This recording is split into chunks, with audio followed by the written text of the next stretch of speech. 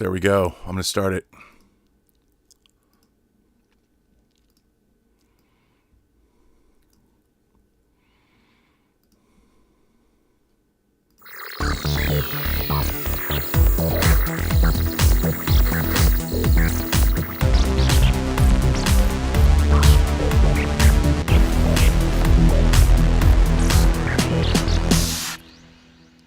Well, greetings, imagination connoisseurs. Once again, it is Dieter in a small square in the center. But it is me, your pharaoh of physical media. That's right, Robert Meyer Burnett, and I am coming at you, your pharaoh of physical media, from the Robservatory for Let's Get Physical Media, episode 174.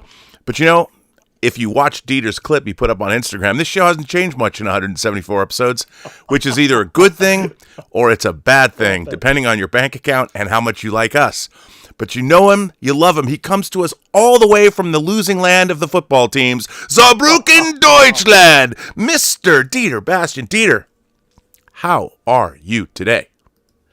Rob, I'm excited to start Season 5, Episode 1 of Let's Get Physical Media with you. And I say, greetings, imagination connoisseurs. Dieter here. I'm Rocky like Eric. And welcome to the B&B Motel for our Season 5, Episode 1.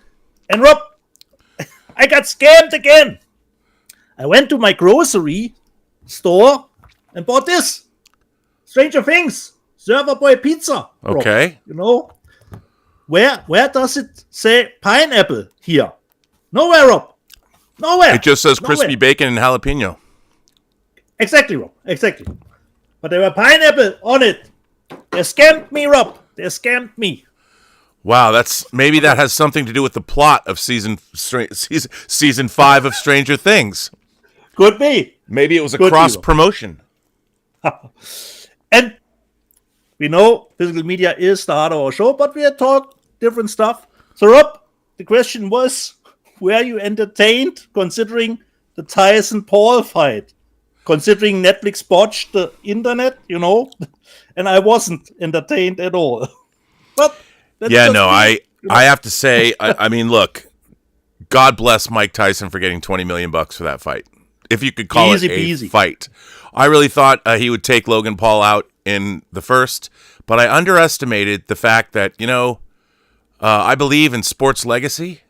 You know, I believe in such as it is. Mike Tyson has a very spotty, I mean, he's an incredible fighter, but obviously his personal life has not always been the most on the up and up. But I'm a fan of Mike Tyson and the way he's changed it around. That's what the American justice system does. He did go to jail. But I thought that we were all in jail watching that fight. I mean, the undercard was good. Your connection, Rob? How was your connection? It was Netflix? Bad. No, it was bad. But it wasn't horrible like some people. Some people had it a lot worse. But, you know, it's just... Look, I'm going to do my 999th episode of Robservations about Gladiator 2. I read a review of Gladiator 2 that really summarized what I felt about it and why I really enjoyed the film. Basically because it's about a declining empire. And, you know, Netflix, with all of the money and all of its global reach, nothing was more indicative of where we are as a country. I mean, in terms of an overall metaphoric statement to make to the world. 60 million people tuned into this. We're watching this live. And they fucked it up. Now, live broadcasts that go out to this many people are a staple of American television. I mean, the Oscars do it. Sports teams do it. It's nothing new, Rob. It's not that it was the Olympics do it. And if Netflix, I mean, it just shows how far streamers still have to go. You know? And I'm looking at this and I'm like, why is it that there are so many mistakes being made in this country? And I don't mean political or social mistakes. I mean mistakes at work. In the entertainment business, in Hollywood, if you work in post-production, there's a lot of errors that get made. You know, and I think that that's indicative of where we are. America has to step up its game on every level, beginning with imagination, number one, beginning with education and healthcare. Those are the three cornerstones of any successful civilization. And the Logan Paul Mike Tyson fight is indicative, and Netflix's streaming is indicative of the fall of our empire, as is Gladiator 2. Gladiator 2 is a cautionary tale about where we're going as a culture. So you would have thought they tested the line, 100% bulletproof. How does this happen? I mean, you have, even when a filmmaker is going to show his first film at a film festival, you go to a tech check where you check the technology and make sure that your film is going to be presented in the best possible light. And I would think that Netflix, this was really an important, I mean, to be fair, they're not really great, whether they're doing a Love is Blind reunion live or whether they're doing, you'd think that they would learn. Fool me once, shame on you. Fool me twice, shame on me. Well, Netflix has done it twice now. And I would say that there's some people who don't know how to do their jobs. How do you not check this? How do you not make sure that something like this doesn't go off flawlessly? What does it say to your shareholders? What does it say to all your investors? Does it say, most importantly, to your subscribers, that you don't care enough to provide them? You're going to have a premium event. I mean, you're not paying extra money for it, but you're making a big deal about it, and you fuck up not once now. This is your second time. I came home from work, Rob. I had night shift, and I played it a little bit, not live, Rob. So I went a little bit further back, so it went smoothly. But I didn't watch live, so it was a little bit late to the party. And the girls leave it all on the table. But the main event, okay, not really entertained. But Rob, speaking of Gladiator 2 and being entertained, it's gotten already released internationally. Oh, next week it will be in America. But there's another Red One at the American box office, which started a week earlier here today. How is the new content movie from The Rock doing? Well, there's an interesting story. Here's the story of two films that have been released this weekend. Let me read you the story. Dwayne Johnson and Chris Evans' $200 million, again, a movie made by Amazon, Christmas action movie opens to $34 million. Is it a bomb or a streamer's rounding error? Treat them the same way you treat us. How dare you, are some of the screams I've been getting from traditional major studios when it comes to the chilly box office performance of the Dwayne Johnson, Chris Evans $200 million Christmas action movie Red One. No, it's $250 million, exclaims an Amazon vet with knowledge. And an opening of $34 million after a $10.9 million Friday and even a Saturday family lift of $13.2 million.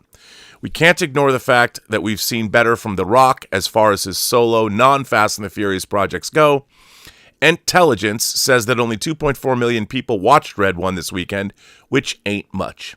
The movie's A+ or A- cinema score is better than Johnson's Black Adam and Skyscraper's B+, and the same as Rampage. The 88% on Rotten Tomatoes from audiences is the same as Black Adam. CinemaScore Screen Engine audiences were harder, with 78% positive, 57% definite recommend, with kids under 12. Blah blah blah. But damn if this isn't a high budget. That's the biggest problem here with Red One overall. However, that's what you get when you do business with the industrial complex that is The Rock. The gossip can cry tardiness, entourages, water bottles, schedules, studio execs asleep at the wheel, and an exorbitant amount of jelly beans in Rock's trailer. It doesn't matter, capiche? This is what it costs to get into business with Johnson, and the only ones who are bold enough to invest in this endeavor are streamers like Netflix with Red Notice and Amazon MGM Studios here with Red One. The Rock has yet to scale down the budget of one of his tentpoles. So, let's just, I won't get, you can read this article, it's on Deadline. Yeah. And, it isn't good, but you know what, Mikey Lito, longtime watcher of this channel, Mikey Lito actually liked it. I've talked to other people that really liked it. I would say, and I haven't seen the movie. I really like the idea. I saw the trailer for it, but I would say one of the problems with the release of this film is, as you might know, I spent a lot of time on YouTube. I don't think the marketing of this movie was very good. Okay. I mean, in this day and age, with a million different things flying at you from every direction, your entertainment choices are myriad. Limitless. And there's so many things that are out there to try and grab your attention. This movie did not have, look, admittedly, MGM was bought by Amazon. The people at Amazon are not, I don't think, seasoned in knowing how to market a film. They might have hired executives who do, but I don't think this movie was really well marketed. I think the premise of this movie was a lot more interesting. They could have done a lot more interesting things. Like, they could have sold it. Like, if I was developing a marketing campaign for this, I would have sold it as a traditional, like, espionage, spy, Mission Impossible thriller. Okay. And then at the end of the trailer, you reveal that it's a Santa Claus movie. You know? And so people are like, did you see that trailer? I mean, oh my God, they didn't do anything to create. I mean, this could have been this could have been a very buzzworthy movie, and they should have started marketing it further out. And I don't think that this marketing campaign should have been fun. You know, I mean, the trailers were okay, but they were traditional trailers. And what you're selling, you know what? I always talk about it. This movie has a whimsy to it. It is a whimsical Christmas movie combining genres. This should have been a slam dunk, and I've heard the movie's quite good. Okay. But, you know, that's Monday morning quarterbacking or Sunday morning quarterbacking. Anybody can say that. So, Rob, do you have international numbers for Gladiator too? Because it's I do. I certainly do. Gladiator 2 opened with 87 million in overseas, and it is the biggest ever box office for a Ridley Scott movie. Ooh, okay. In the history of his career, which goes back to the late 70s with his movie The Duelists. If you've never seen The Duelists, you should, because it's great. Harvey Keitel's a little miscast. Maybe both of them are miscast, but hey. Not a bad start. Not a bad start. So I'll tell you, it opened in 63. Was it 63? 63 international box office markets. Gladiator 2 is debuted to an estimated 87 million, and this is within our pre-release projection, according to Deadline, but also marks the biggest overseas start for a Ridley Scott-directed film, as well as Paramount's best international bow for a U.S. R-rated movie, which bodes well. As people know, I really like this movie. Did I like it as much as Gladiator 1? No. But I think this is a really worthy sequel. A lot of people, there's a lot of people that are complaining about it or whatever, but I think they made the movie they set out to make. And I think in that way it's successful. And I was, Dieter, tremendously entertained. Nicely. Rob, Sony. Chances for an extended cut. Well, Gladiator. Since it's Ridley, Many of his movies, it seemed like, do have the extended cut. I think this movie, I would watch a 4-hour version of this movie. Like Napoleon, didn't dig it. But this movie screams for an extended version because there's a lot of story. And I think that this would benefit for some more time within that story. But, in this day and age, will anybody spend the money? Yeah. I don't know. I hope so. It depends how much money it makes. Wouldn't be the first time, considering Ridley. Yeah, it depends how much money it makes. Venom: The Last Dance has topped 400 million global, which means it's surpassed the international lifetime of Venom: Let There Be Carnage. It has made 308.5 million internationally, and doing well. I mean, Venom: Let There Be Carnage made 500 million and change. So Venom's hanging on. Pretty close when it's finished with the run. Rob. Yeah. So that's pretty exciting. But, that's about all the box office that's really interesting. So, yeah. And on other news, Rob, considering box office, not really box office, but one project that we shepherd a little bit, Hope and Glory. I got some nice news from... Hope and Glory is the Mad Max fan film. Yeah. I got some nice news from Eric, who did send us those storyboards. Yeah. He is doing, Rob, the storyboards for the 5th and final season for Babylon Berlin. That's amazing. Good for him. Yeah. That's great. Yeah. I mean, that's, work begets work. That's amazing. Yeah, exactly. The usual guy had other obligations, and he could jump in the chance. So we will do, for the last season of Babylon Berlin, the storyboards. And Hope and Glory is at the moment 1.8 million views. Hopefully, we will get to that sweet 2 million views.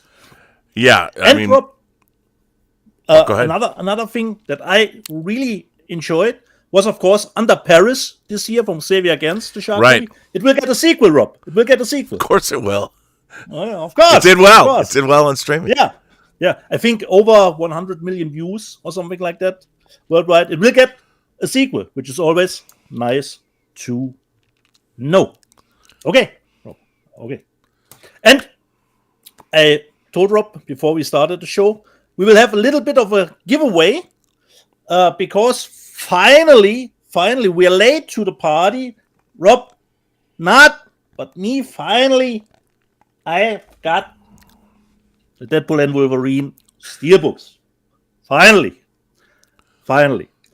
And I got not that one, Rob. Of course, I got both, Rob. Of course. Because it says here, sammle beide. Collect both, Rob. What can I do? And they say, collect both, you know? You want to know a secret? Yeah. I didn't order that movie. Yeah, I know, Rob. I know. I didn't do it. That's why. I'll get it. It'd be nice to have the Steelbooks, I guess. And the thing is, I have all the other Marvel Steelbooks, including the Marvels. Yeah. So in the Deadpool one, this is the inside of the Deadpool one. Hang on, just show that again. Yep. Okay. A little bit closer. And then we have, of course, the Deadpool one. Just a little bit different. It comes with the logo on the back. And it has got Deadpool variants in it. And since the movie's gotten a later release here, there were some shenanigans.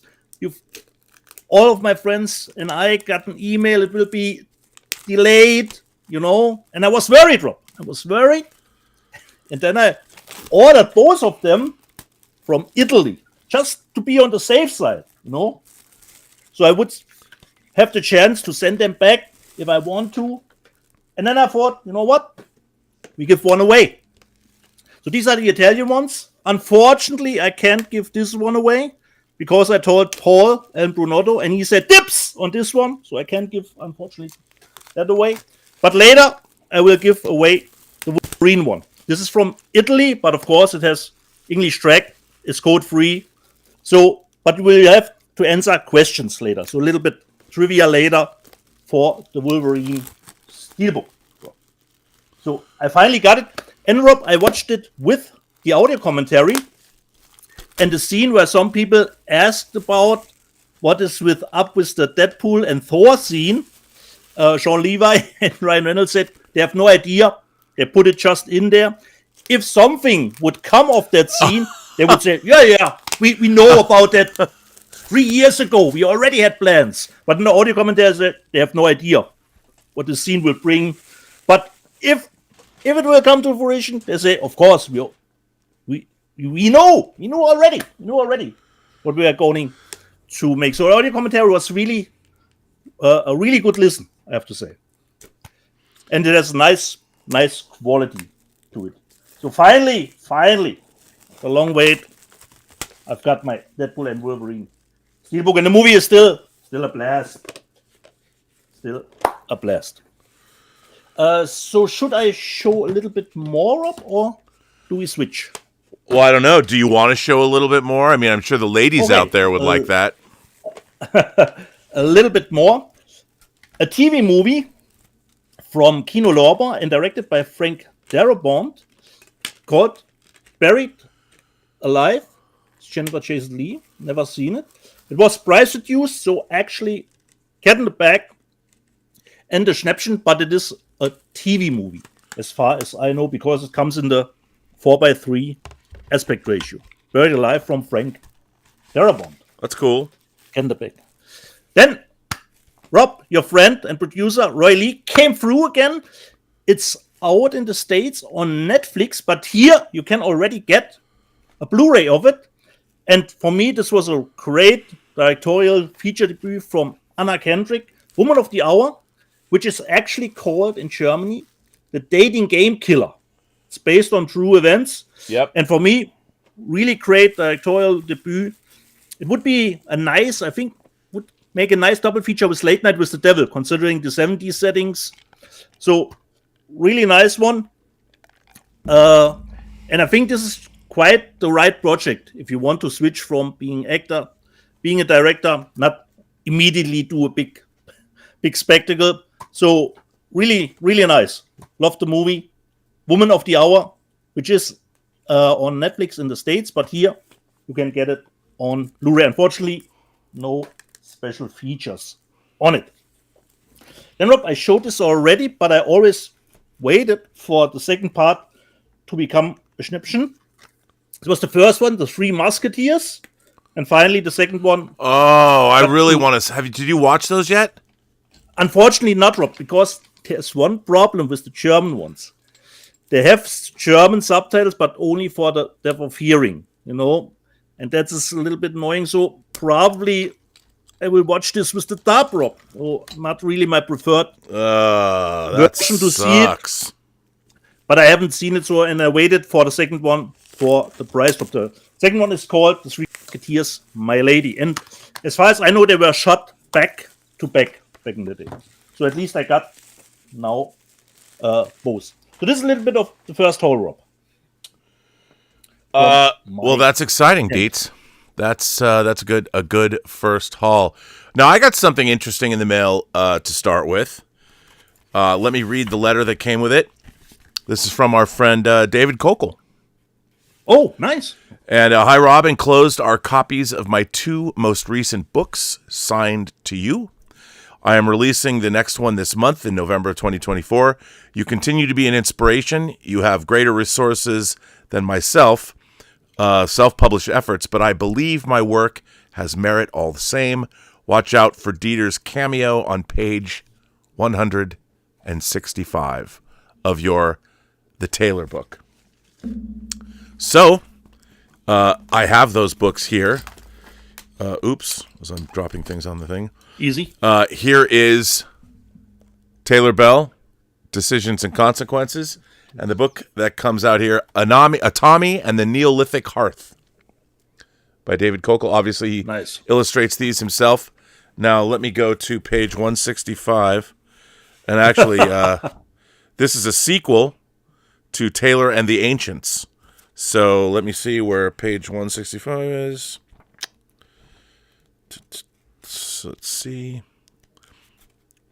Here it is. I see you, Dieter. Do you see yourself in that? I see you on the corner on the side there. So Correct. There you are, sir, in David Kokel's new book. Nice. Thank you, David, and congratulations on continuing to write. That is amazing. Now, before I start showing what I'm going to show, I have an interesting bit of news that is going to be, I'm going to vague vlog everybody a little bit. I don't like vague vlogging, but I'm going to vague vlog you. I was contacted by an entity, a large entity. You might call it a studio. Maybe. A studio which is going to make some changes in the way that they're approaching their physical media. And that's as far as I can go. That's all I can tell you. But it's really exciting, I think, what they're doing, and hopefully representative from that entity. Who knows? It might be a mini major. It might just be a production company. Who knows? But they might be coming on the show next week to tell us about this exciting development, which I think is, for physical media, it will be a tremendous boon for physical media. So I can't wait to tell you more about it. So to start with, in addition to that, let's see about a few titles I got this week. Yeah. Maxine, the Blu-ray. Awesome. Finally got the Blu-ray. Even if you are not the biggest fan, okay. Well, yeah, but hey, I got Kevin Smith's The 4:30 movie. I had to get this. Nice. Haven't seen it yet. This is the Steelbook. I really like this. Look at this Steelbook, dude. First of all, it says "Be kind, rewind" on it. Awesome. You gotta love that. Very cool. And the back. Cool. Awesome. Kids today are going to be like, what? Although it feels like a 3/4 inch tape, which is kind of cool. And then you open it up, reel-to-reel tape. Very cool idea. So, yeah, that's cool. I got Kevin Smith's 4:30 movie. Have you seen the movie, Rob? I haven't watched it yet. Haven't either. But it's right up my alley. You know, what's not to love? It's kind of like Patrick Reed Johnson's, what is it, 5/25/77? I think that's about youth and movies. Probably fit right in. I got some Steelbooks. Got some more Steelbooks. I wonder where these Steelbooks came from. Young Guns. Ooh. Young Guns. Nice. Look at that. Come on. That is some beautiful artwork. Huh? Definitely. And you know what Wham says when they hear Young Guns? They say, go for it. That's a Wham reference for all of you people who grew up in the 80s. A lot of you are probably going to say, what? So I got this Steelbook. Got the Steelbook for Imaginary. Look at that. Oh. Not bad. Pretty cool Steelbook, huh? Yeah. So got that for Imaginary. Is it 4K, Rob? Yeah. Oh, yeah. These are all 4K. Nice. 4K Steelbooks. 4K. Wind River. Oh, awesome. 4K. I love this movie. Taylor Sheridan. Me too. He directed this. Love it. Yeah. I wonder where all these 4Ks came from. Don't know. And then I got The Strangers. And this is also a Steelbook, but it comes in a sleeve. And so very similar to The Strangers one. The Rennie Harlan remake. Yes, dude. The Rennie Harlan remake. Okay. I got it just for you. By the way, did you hear the news that Rennie Harlan's making a big new movie? No, Rob, I haven't. He is. Big new movie? Yeah, Rennie Harlan's making a new movie. You didn't hear this news? This is not a joke. This is not a joke. Hang on. Yeah, I believe you, Rob. Hang on. Let me. I forgot to tell you this. When are they going to release Chapter 2 and 3? I do not know. Ready to go. I have no idea. Deep Water. He's making a movie called Deep Water, which he returns to when he returns to a shark attack horror movie about a plane that crash lands in shark-infested waters. So there you go. Right up my alley, Rob. Yeah. Right up my alley. So, but what I heard about was this movie that you're going to love. The Beast was announced. An action film starring, get this, Sam Jackson, Joel Kinnaman, and Guy Burnett. Harlan took over as the director from James Madigan, who was a stuntman, and that's in production right now. He took over. That was some news that dropped this week. So that dropped 3 days ago, and they were halfway through an 8-day shoot in Madrid, and Rennie Harlan stepped in to take over. Yeah, and the title refers to a presidential limousine nicknamed the Beast by the Secret Service in the movie. When a militia of unidentified hostiles coordinates a coup against the U.S., the president, who's Sam Jackson, uncovers the extent of the Beast's highly classified offensive capabilities. So he's in a super limo. Come on. What's not to love? So, and of course, Sam Jackson, Long Kiss Goodnight. Yeah. So there you go. A fine movie for Christmas time. Yeah. To revisit. Yeah. And so that's pretty exciting. So there you go. Nice. I think, Rob, we had some super chats came. We do have some super chats. Let's check it out. Undead Sick says, ugh, please explain to me why the Penguin was so boring, Rob. What? The Penguin was great, Rob, because I wanted to talk with you about. Well, we're going to talk about it now, I guess. Disappointing to me. It felt like Matt Reeves made this to tie us over because the Batman Part 2 is delayed in 2026. No, they planned this from the beginning. For me, Penguin, Rob, I loved it. What a great scene. It only says Max, Rob, but it's still HBO in it. You know? What a quality show. For me, Rob, as terrific Colin Farrell was, for me, the highlight was really Kristen Milioti as Sophia Falcone. She, for me, was the scene stealer. Dude. You know? And there's her story arc. Great. Just great. And, everybody has different opinions. So, but I I can understand. I mean, I can understand. It wasn't a Batman movie. It wasn't even. It felt like a crime thriller. You know. Yeah, it's a crime drama. Exactly. And for me, it was totally fine to see not the Cape Crusader every 5 minutes. And for me, and I think we should leave it as a limited series, Rob. You can go further, but for me, it was perfect. And I don't know if Colin is too fond of getting into the makeup chair again. Right. The makeup, totally no scrutiny, even with a close-up, immaculate. No, it was great. I loved it. I mean, I love crime thrillers. You know, I love that kind of movie. So, no, I really liked it. Yeah. And how did he play one against the other? It was, and the final nail in the coffin was, of course, the ending for me, which I didn't expect at all that they would go there. I said, yeah, finally. Well, yeah, but they had to, I think. Yeah. That told you everything you needed to know about the Penguin. Yeah. And for me, Rob, this is totally the great contrast what comic adaptations can be. You have Penguin on the one side and something like that, Deadpool and Wolverine, popcorn blockbuster movie on the other side. Totally great on the different spectrums. Yeah. So for me, Penguin was worth all the hype that it got, because I waited until all episodes were available and binged it on Monday and Tuesday when all episodes were available. So for me, Penguin was totally great. And the other movie I watched on Amazon Prime, Rob, was Aubrey Plaza, My Old Ass, which was very fine too, because young one meets her older self, and she gives perhaps some advice what not to do.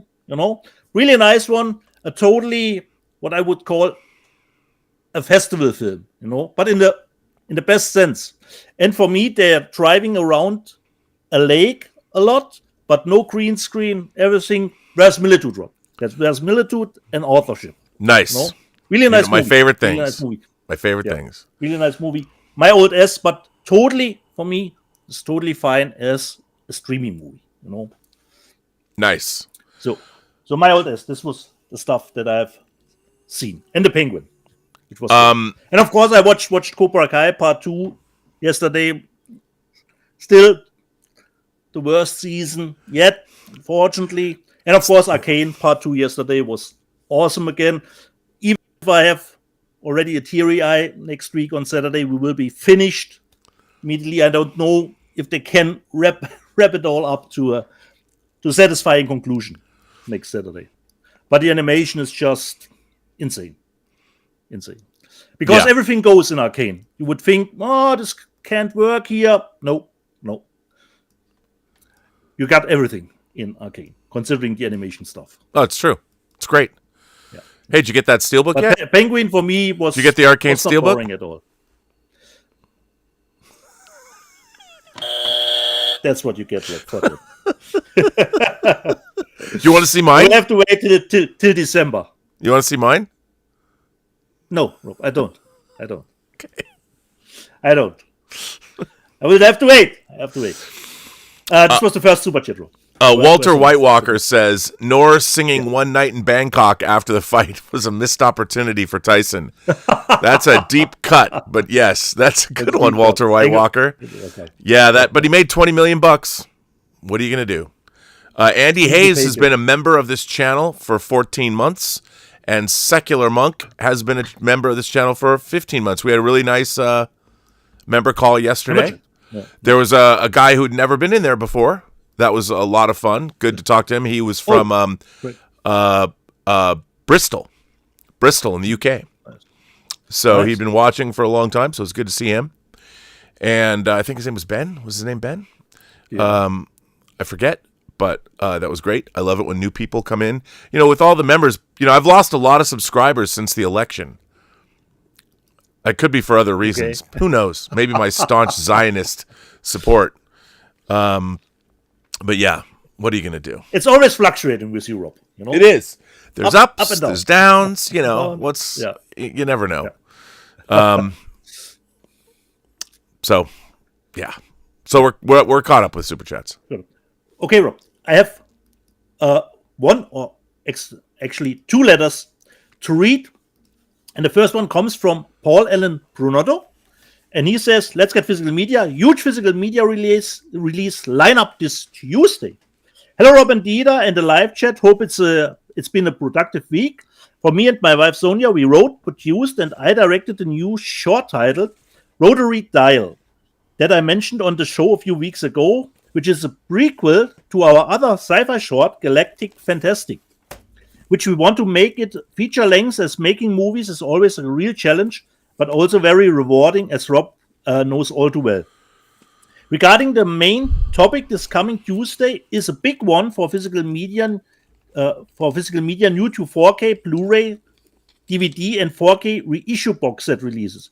Which one did you, Dieter, and Rob pick up? Thanks as always, and catch you later, Paul and Brunotto. Well, Paul, I actually don't know which title you are referring to on Tuesday. And at the moment, I'm not picking up that much because I have some shenanigans with my credit card that need to be resolved first before I can do international purchases again.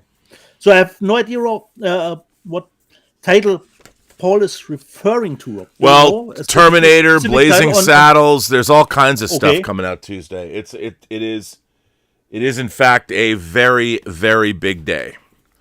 So I mean, in terms of, and Terminator looks pretty good. People are liking. I heard good things about it, Rob. Yeah, I mean the thing is, Terminator never looked very good.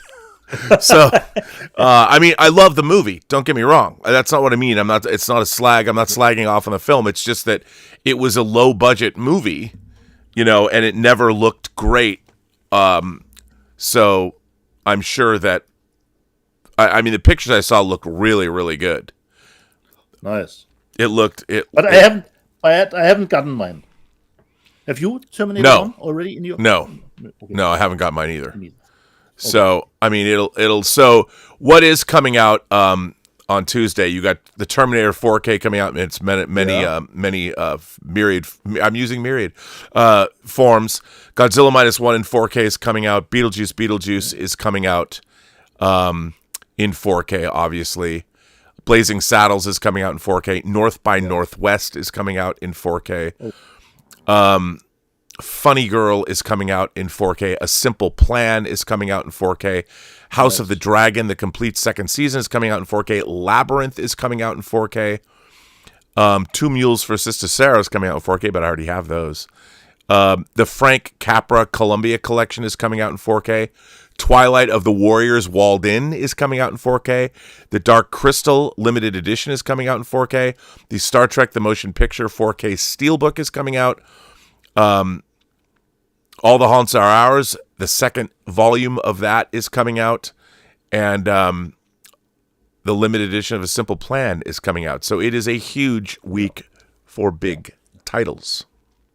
And don't forget, Paul, since I buy more internationally, here mostly stuff gets released on Thursday and Friday, not Tuesday. So it's a little bit different. And of course, the release dates are different. When Rob was saying Blazing Saddles is coming out in the US, it's already out here. So sometimes there are different release dates all over the world, even if the distribution studio is the same. Yeah. Yep. So there you go. That's what's happening. Do we have another letter? Yeah, but I don't know, Rob. Have you gotten your Blair Witch set yet? Well, since you bring it up, okay, let's talk about it. I have a letter about that, Rob. Holy smokes. Nice. Now, I have to say, my love of Second Sight is boundless. They put out their Dawn of the Dead box set, the original. It's my favorite piece of physical media. I own that and La La Land's full series of the music from the full series of Star Trek. What they have done with this film. Now, whether you like Blair Witch or not, it has an interesting, the way it made it to the screen was not optimal for the filmmakers because it was shot on Hi8 video, and the print that was made was off of. It was not optimal. The way it was done was not optimal, and the studio wouldn't let them go back and do anything. This was not just a release of the Blair Witch. This is a reconstruction of the film from the original elements. It is extraordinary. I mean, for what it is. I mean, it's not Apocalypse Now, but for this particular film, and also I think this is very significant. The found footage genre really began. I mean, yes, you can go back and talk about cannibal movies and all that, but really domestically, and it kicked off, call it a second wave. Nobody defined it as the found footage genre until later. And yes, you can talk about how was a cannibal apocalypse, cannibal holocaust. One of those people are like, well, that was really the first found. Well, okay. But what they've done, again, what's second stuff, first of all, there's so much extra stuff and extra footage. There's an amazing documentary on the making of the film. This is if you're a horror fan, I think this is essential. This is essential for owning. It is, again, Second Sight. If Second Sight was a woman, Second Sight would be Farrah Fawcett Majors as Holly in Logan's Run. It comes with so much cool stuff, and obviously you have a diggy, as you say. Yep. I do believe, however, this is only Region B. So you have to have a multi-region player, because obviously I believe that Lionsgate will be releasing some form of this in the future, because obviously it's their franchise. You have, of course, the obligatory art cards, and then you have, this is Heather's all-weather backcountry notebook that she has, which is really clever, and it's got, what she wrote in it. Very clever. And then it comes with an exhaustive hardcover in here. And it's pretty great. It's got script pages. It's got all kinds of archival material. It's really terrific. This is, again, this is so far, like, I can only imagine what it's like to be a filmmaker, to have a company put something like this out. Because, I mean, this belongs in the Smithsonian. This is the work that they're doing but it's the restoration of the film itself. It's unbelievable. And I think there are two versions of the movie on it, Rob. The festival cut and the theatrical version, I believe. And I have, Rob, a letter from Thomas Logan about that set from Second Sight. A long one. The physical media release of the year. Bobby and Dietz, brace yourself, because we are going into the danger zone. I was almost 100% sure that The Hitcher was 2024's number one, but you're about to read below proves it wasn't. The physical media release of the year, part 1. Mike Monello, producer, editor of the Blair Witch Project 1999. The long cut versus the festival cut. The rumored 2+ hour cut was never an official cut and was only ever screened once in Orlando, Florida, to an audience, because we were looking for feedback on which scenes were playing as real and which ones were not. The feedback from that screening is what started the process of us beginning to realize that we might not need phase 2. The more documentary-like elements at all. We did a second screening a week later with a shorter version, but it was never an official cut or version of the film we never considered finished, which is why no version of it exists today. That said, Second Sight had all the original Hi8 tapes transferred and all of the 16mm probably transferred for the first time as well. Now 90+ minutes of additional footage comes from the same transfers, so unlike typical deleted scenes, these are going to look much closer to the finished film. It wouldn't surprise me if some young editors attempt to cut their own versions, to be honest. Sounds like something I would have done in film school. The festival cut is the version of the film that was submitted to Sundance and other film festivals. It was as complete as it could be, given we had a scene we still wanted to shoot. While the running times are close, the festival cut has a few additional scenes and lacks a couple scenes that were filmed after Sundance for the theatrical release. The documentary is 2.5 hours long, and I can't really comment on the quality because I'm in it. But I think fans are going to love it, as we also gave the director, Chad Shepard, all the behind-the-scenes footage we shot while making the film. Literally the entire process from beginning to Sundance, screening, and beyond. So it has a lot of period footage from the production. Regarding the new transfer, we always wanted the movie to look like raw, high-8 footage on TV.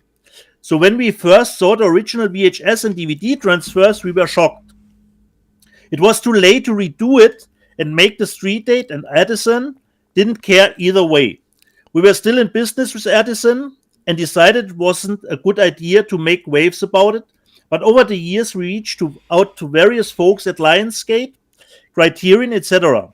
There was always interest from everyone except Lionsgate, who never responded to any requests for a conversation or a phone call about it. Honestly, I doubt anyone there even knew their version was wrong. When they made the Blu-ray, they never reached out. I found it on the shelf at Best Buy, bought it, and was pissed to see the crappy transfer, so that renewed my efforts. Long story short, Second Sight asked if we'd record a new commentary, and that's when we told them it had never been properly released. They agreed to do it right, and so we provided whatever materials we could to support the release. I'm hugely grateful to Second Sight for the work they put into this, as it finally feels like the movie is finished after 25 years. Regarding the look of the new transfer and why it's not 4K, the i8 footage does not have enough resolution to make a 4K upscale look good. It would look more like an AI movie, and absolutely nobody wants that. The goal of the transfer was to make it look like high 8 footage on modern 4K panels, which displays pixel completely different from televisions in 1999. I think they did a remarkable job, and given that there was already some flaking of the high 8 tapes, this transfer might be the last one. The original release version is basically the 35mm transfer that has been sold on all the other Blu-ray releases. We pushed back originally about including it, but the team at Second Sight advocated for its inclusion, and it made sense. We understand there is likely nostalgia attached to the original transfer, and we aren't looking to rewrite history. We just want the proper version available. In regards to the original cast and their quest for retroactive and future residuals, I cannot comment about the issue except that they are talking to Lionsgate. We all hope they can come to a positive conclusion. That said, none of us make money from this film anymore and have not for decades. That includes the work we did to help Second Sight. We didn't receive a penny for it, and we will not receive royalties from the sale of it. That's the way it is right now, and we have come to some peace with that. But we always wanted the film to look the way we wanted it to look. And this release gave us the chance to get it done. We did it for ourselves, and we did it for the fans who deserve to see it the way it was we intended. US global release. At this time, I am unaware of any plans to release this new transfer or any of the Second Sight extras anywhere else. If I had any authority at all over it, I would ask Lionsgate to release all of it in the US. I would ask them to pull the bad transfer from streaming service and replace it with this one. I would also ask them to turn this transfer into a DCP and use it for further theatrical screenings moving forward. The transfer to 35mm was only to play it in theaters, as there were no video projections at scale back then. Had there been video projections in theaters in 1999, that is obviously how we would have shown it. For everyone in the US, if you want a US release, the best thing you can do is ask Lionsgate to release it. They can absolutely do it if they want, as they own all the materials that Second Sight created. I do hope the new transfer comes out stateside and on streaming. Until then, I'm just waiting until November 11 and for people to see it. I hope you all enjoy it. Second Sight have been nothing but amazing this entire time. When they called us, I'm pretty sure they were going to ask us to sit for behind-the-scenes interviews and or record a commentary track, but before they could start pitching us, we derailed it. by asking if they would do a new transfer. They agreed on that call, and there was no question we were going to help make it happen. It was work, but it was also in some ways satisfying to finally finish it and get it out the way we always wanted it to look. I hope people feel the difference like I do. It's scarier and more immersive when the footage actually looks like it's playing off the camera itself to your TV. Part 2. David M. Second Side Chief Transfer, Editor, and Coder. The remastering work was done at 95 frames per second. It could easily be turned into a SMPTE DCP at 60 frames with only a tiny speed change if the request ever came up.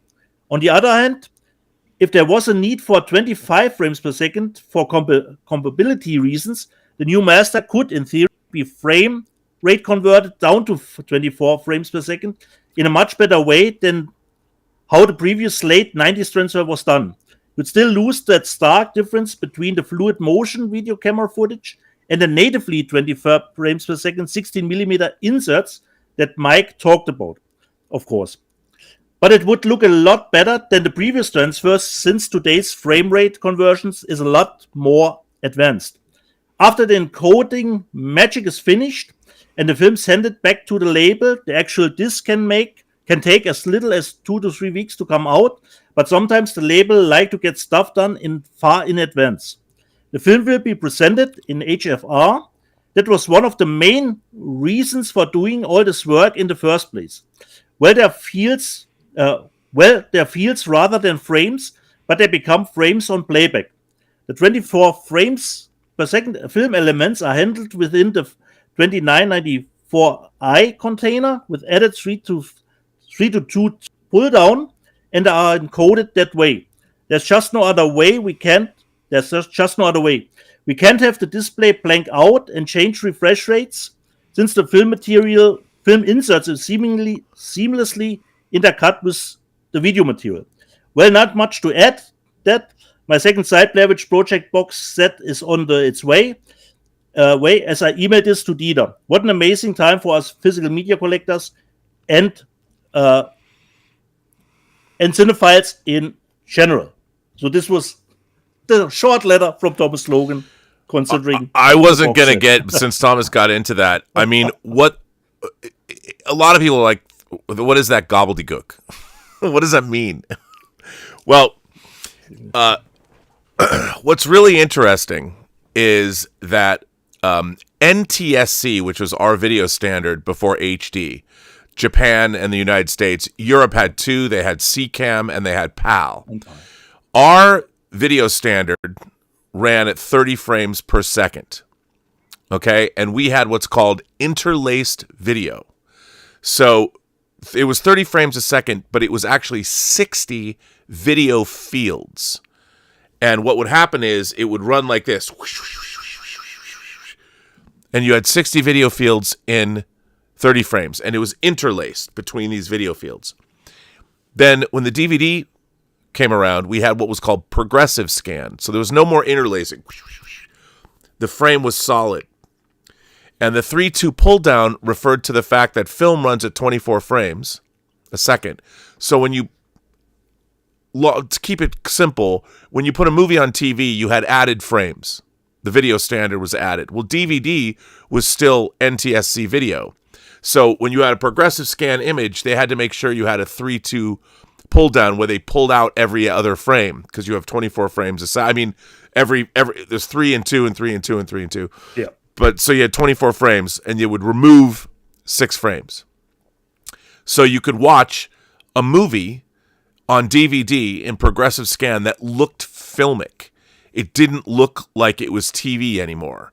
So you actually, it looked much more cinematic. So that was in the NTSC world when they created.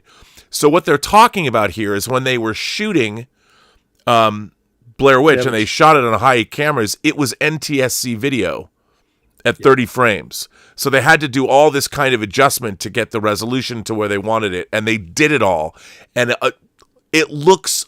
I mean, it looks like video. It looks like it, and it really does make it more immersive because it feels much more immediate. I think in our world, I mean, even our camera phones are shooting, progressive scan 4K image. I mean, but it still has this immediacy when you look at it. It's amazing what they've done. Considering where Miller to drop, it should look like you would have shot this. It's unbelievable. It's amazing. And Thomas Logan is right. It for what they've done, it is the release of the year. Now, for me, I think the effort that Second Sight puts in, the movie itself, while significant, and I really appreciate what it did, it's not my favorite movie. If you're going to look at the release, I think the most significant in terms of restoration and what they've done, Thomas Logan is right.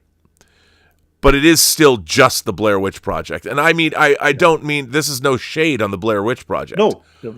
Remember, you had to be there, Rob, back in the day. Yeah, and also it's not like, look, if anybody knows how the Blair Witch Project was made, there was no script.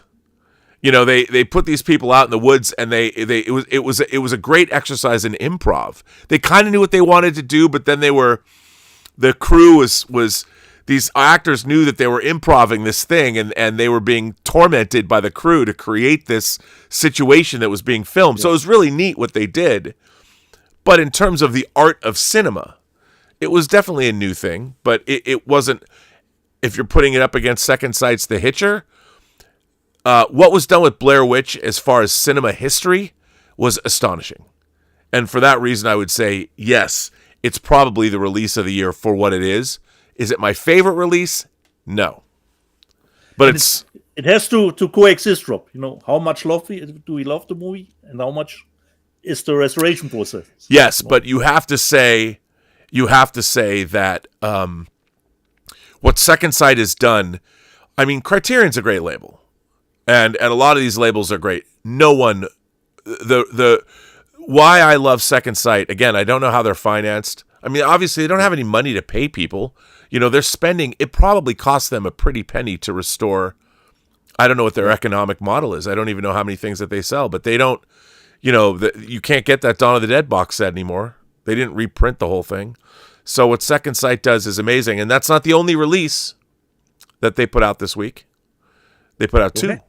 The other one they put out was, and I waited because I'm a Second Sight acolyte of all. I didn't get that Umbrella set. I did get their Late Night with the Devil. Again, a phenomenon. And this transfer looks incredible. Also, it's kind of fun that Blair Witch came out along. See, they're thinking, because this has a 70s look to it, and they did a wonderful job with the restoration. So, like I said, it would make for me, a good double feature with Woman of the Hour. Yeah. But this, again, Second Sight, that's why everything that Second Sight puts out, I think, is worth buying. I mean, they're a label that if you're a fan, and they've predominantly put out horror, they put out a few other things, but they put out like Tangerine. But, buy Second Sight deserves our love. And what they've done with Blair Witch it's astonishing. And you know what's sad? They're never going to get enough credit for how much work they put into this release of Blair Witch. And that letter from the editor is very nice. So I'm glad Thomas put that out. I was reading what he was saying on Twitter. And absolutely. And again, in this day and age, we just... no one cares. The horror community doesn't care. I don't mean to blame fans for anything. It's not that but it's just that people in this day and age, the reverence, the love that the art form used to get just isn't there anymore. Yeah. And I think, Rob, I've already mentioned this, I think the Blair Witch Project, considering what the movie cost and how much money it made, I think it's the best ratio ever. Yeah. Considering the cost and what it made worldwide at the box office. And so the actors, there's a dispute that they've made no money from the movie. Well, I mean, unfortunately, you don't get what you deserve, you get what you negotiate. When they were making that movie, nobody knew what was exactly. There was no way to know. And look, I can understand that's really frustrating when you look at something that you were a part of. But the reality is, somebody took a risk. And this is what I find frustrating in the modern age. If somebody takes a risk on something and they're the ones that advance the cash, or if you're not a part of that, if their risk pays off, the only way you can deal yourself into being a part of that return is if you negotiate that deal up front. And that's why Hollywood deal making now is when you're dealing with real agents and you're dealing with real studios, people are negotiating sequel rights, TV remake rights. It's all part of the negotiations, and it's incredibly frustrating because it's hard for an independent to get their name out there or their film out there or whatever, because you have to negotiate these things if you want to use real actors and things like that. It gets tough unless you're making an audio drama. So no, but it's a hard thing to do. But what Second Sight has done, again, I can't sing the praises of this release and Second Sight more. So if you're at all interested, pick this up, because this is one of the most significant releases, I think, in physical media history in terms of what was done.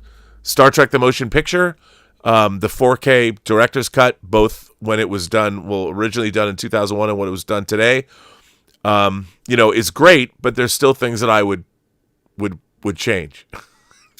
but why I'm not surprised about that. But yeah, because there were decisions that were made by the DVD team that I'll say that I don't agree with, and but that's just me, and they know what they are. I'm not telling tales out of school.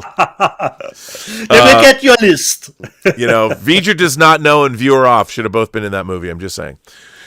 Anyway, so yes, so I got these from Second Sight this week. Although I have to say something. Yeah. So, and this is a message for Second Sight. So normally these boutique labels, whether it's Vinegar Syndrome, whether it's Arrow, whether it's Second Sight, if you're buying directly from them, they usually come. Now, all of Second Sight's films come individually packaged in bubble wrap inside the packaging they use, which is usually a very tight package. They're outsourcing their shipping to a company. Now, while I still got these discs came in a big square box. Ooh, and they were banging around. And the box had minimal. It did have one of those. That's new. It's new. Yeah, well, it's because they're cheaping out. They're using other boxes. And I would say to Second Sight, you know what? You guys and the people that buy from you are the ultimate connoisseurs. Your shipping company is letting you down. I had the one, and Second Sight replaced my stuff when I got the green bean colander or whatever that was from Hong Kong. And it's that place is cheaping out. And for a quality and for a product like Second Sight, a premium quality product, they don't want their shit smashed around in boxes either. A friend of mine, was it you who said you got a dented hitcher? No, Rob. Mine was fine. Yeah, somebody told me they got it. Well, now my discs are fine, but that's because they individually bubble wrap them. But it was not cool. Not cool. I'm just saying that Second Sight's really got to look into their Lime something distribution company, their shipping company. And to be honest, fuck those guys. Fuck them. What can you do? Well, you can tell Second Sight that they're being fucked by their shipping company. Because, again, nobody wants to do their jobs anymore. Nobody. But I'm used to like you said, sturdy, smaller boxes, considering Second Sight. This was new to me. So we have some super chats left, I think. Let's see. Undead Sick writes in again and says, starting with a clip show that should have been at the end of the Batman, one of the biggest Batman villains dying from a heart attack, killing someone as important as Alberto in episode 1. Well, okay, but in this unit, then we got a new character. We got his daughter. And I think this is a different Batman universe. This is a specific Matt Reeves Batverse. But I understand where you're coming from. Don't get tied too much to the comics. Well, I mean, that's a funny thing because there's so many different iterations of Batman. Even in the 80s, I was reading Batman and the Outsiders, which was goofy. And then I was reading the regular Batman run. Then there was also funny Batman and Justice League. I mean, there's been different iterations of Batman, but in this universe with verisimilitude, people die. You know, and Carmine Falcone. So, was it Carmine? Alberto Falcone? Yeah. The one he killed was Alberto. Yeah. Carmine was the one from the movie. And and it's So I mean, you can have that happen. It's okay. Yeah, it's okay. But if you didn't like the show, I understand. Alexander Wilson says, Rob, you said you were going to give me a gift for your 1,000 show. Is that still true? It's been harder than I thought. Busy, maybe, but it is in process. It is in process. It's been tough, but I got the connection has been made. Let me just say that. Okay. But I didn't say what it was. We know what it is, but I'm not going to say what it is. Not yet. But it is coming. I don't know if it's going to come by Saturday. Although somebody else, I might have a special guest in studio. Ooh, next week. Maybe. We shall see. I only have one more thing to show. I put it on Instagram. Okay, sure. Shoot. Well, this has already come out in America, but it was a controversial title because it was on a BD 66, BD 60, 66, and people complained about the compression. Well, I went to Italy, not personally, and I got Once Upon a Time in the West from 4K Cult, and unlike my Good, the Bad, and the Ugly, this one has a nice slipcase. There's no different, but it's a slipcase. Yeah. And the movie is on a BD 100, and it comes with this collectible card from 4K Cult, which I really like because on the inside it has the number. This is 956 out of 1,000. Ooh.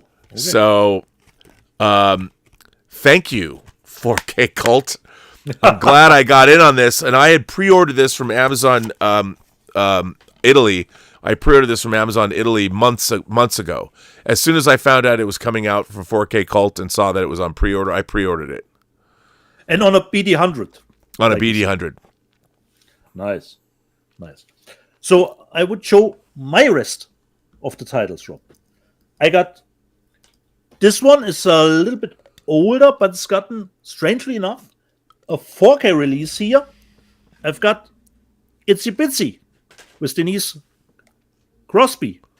Came out, little spider flick, as a 4K disc here. And, of course, Blu-ray. So, didn't expect it. It was possible for different cover variations.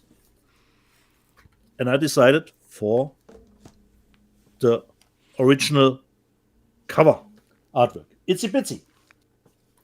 Then, I haven't checked it. I hope, Rob, the technical specs are correct. And it has English subtitles. I hope so. Because, the French people, Rob. The French people, Crimson Rivers, Rob. In 4K. Came out in France. With Jean Reno and Vincent Cassel.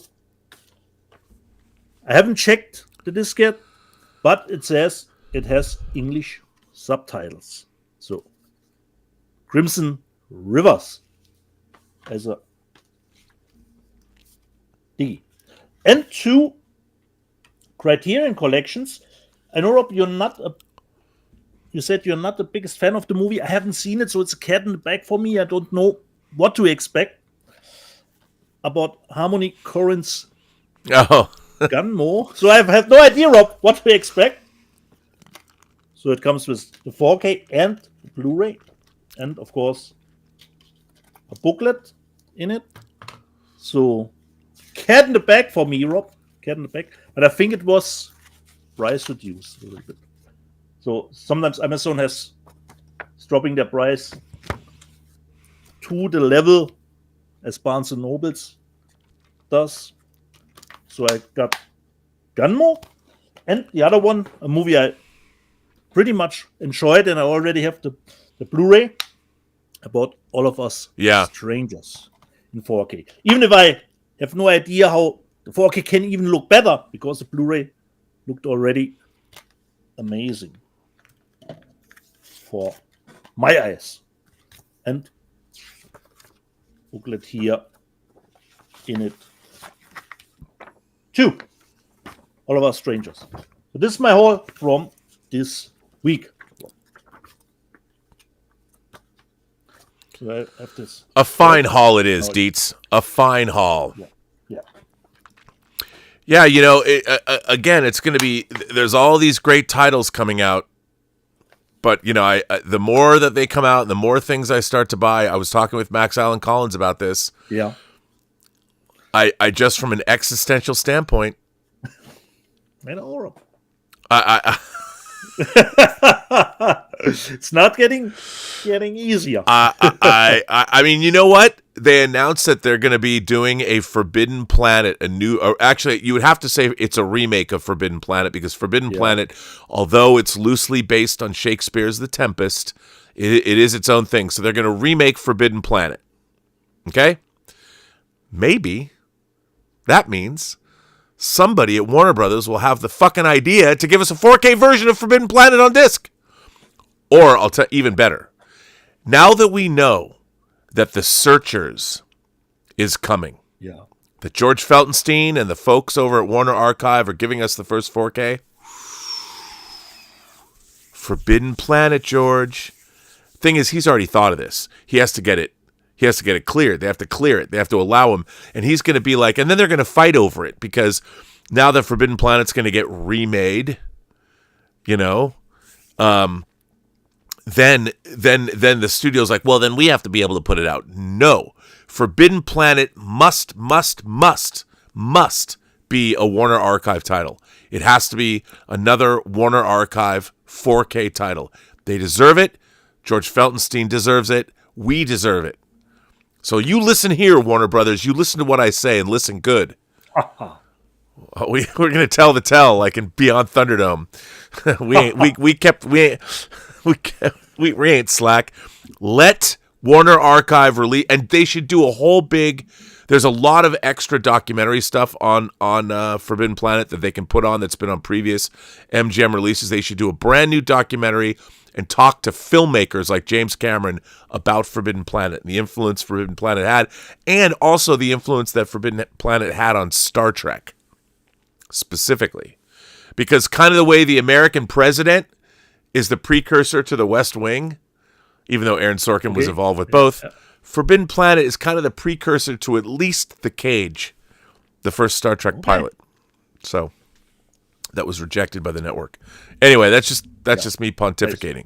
So Warner Archive, they should get to put out, and they should do new packaging. They should do their first, or at least a slip cover or something. Yeah. Full on. Just saying. Nice. Where do we go, Rob? We have some super chats left. Undead Sick is he's out there. Yeah. He's not happy. Okay.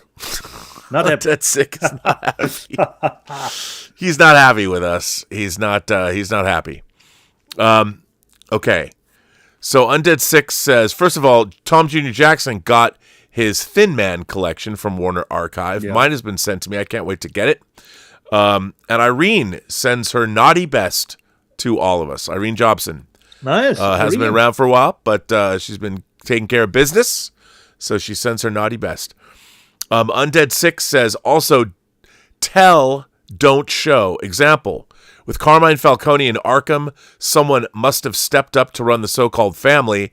Is he in this courtroom today, and can you identify it for us, please? Oh, come on now. Yes, it's Salvatore Maroni. Thank you, Christopher Nolan, for not insulting my intellect, because I can figure that out myself, and we already knew that Penguin would be the mob boss in part 2.